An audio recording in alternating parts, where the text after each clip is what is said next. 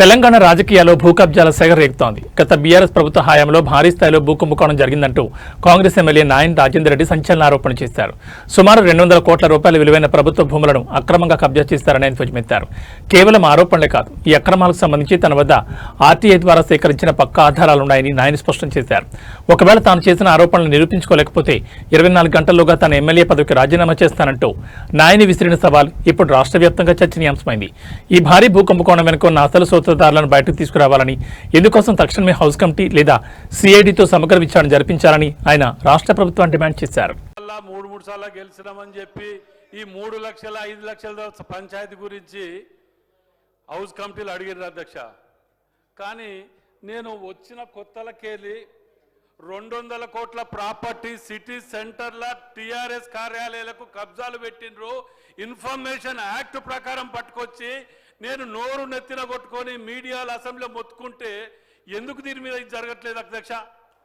ఇవాళ వీళ్ళది కనుక ఇది నేను ప్రూవ్ చేయకపోతే అధ్యక్ష 24 గంటల్లో నా ఎమ్మెల్యే సభ్యత్వానికి రాజీనామా చేస్తా అధ్యక్ష. ఇవాళ హరీష్ రావు గారు, కేటీఆర్ గారు రాజీనామా చేస్తారా? నేను ఇప్పుడు ఖైదవు రాసిస్తా అధ్యక్ష.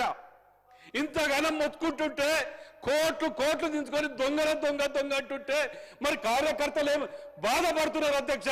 ఎందుకు వాళ్ళని జైల్లో పెడతలేరు? ఇన్ని పాపాలు చేస్తే అని కాంగ్రెస్ కార్యకర్తలు నోరు కొట్టుకుంటున్నారు అధ్యక్ష. పాపం పోని కక్ష సాధింపు చర్యొద్దా అని ముఖ్యమంత్రి గారు అనటం వల్ల ఇవాళ ఈ దొంగల ముఠాలు దేశం ఎవరు దాడి చేస్తున్నారు అధ్యక్ష.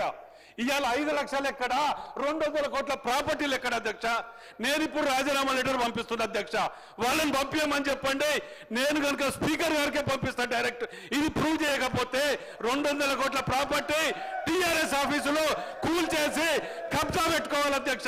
గవర్నమెంట్ హ్యాండ్ ఓవర్ చేసుకోవాలని నేను ముఖ్యమంత్రి గారిని దీని మీద కూడా హౌస్ కమిటీ వేయాలి, సిఐడి విచారణ చేయాలని చెప్పి డిమాండ్ చేస్తున్నా అధ్యక్ష. నేను గెలిచిన కాడికెళ్ళి గెలవక ముందుకెళ్ళి మొత్తుకుంటున్నా అధ్యక్ష. ఒక్కరు పట్టించుకోవట్లేదు దీని మీద. దయచేసి ముఖ్యమంత్రి గారు దీని మీద హౌస్ కమిటీ కానివ్వండి, సిఐడి విచారణ కానీ వేయండి అధ్యక్ష. ఎందుకంటే ఇది ఒక్కటే కాదు అధ్యక్ష, నేను 100 ఉన్నాయి. ఇన్ఫర్మేషన్ యాక్ట్ ప్రకారమే నేను ఖైదా లేకుండా మాట్లాడట్లే. 5 లక్షల రూపాయల ఖైదాం పట్టుకొని ఒక మంత్రిని టార్గెట్ చేసి మాట్లాడుతున్నారే, మరి దీనికి ఎవరు జవాబు చెప్పాలి అధ్యక్ష? దయచేసి నా రాజీనామా లెటర్ పంపిస్తున్న అధ్యక్ష. వాళ్ళకు నిజంగా దమ్ము ధైర్యం ఉంటే పంపించమనండి. ఇది ప్రూవ్ చేసాకనే యాక్సెప్ట్ చేయండి.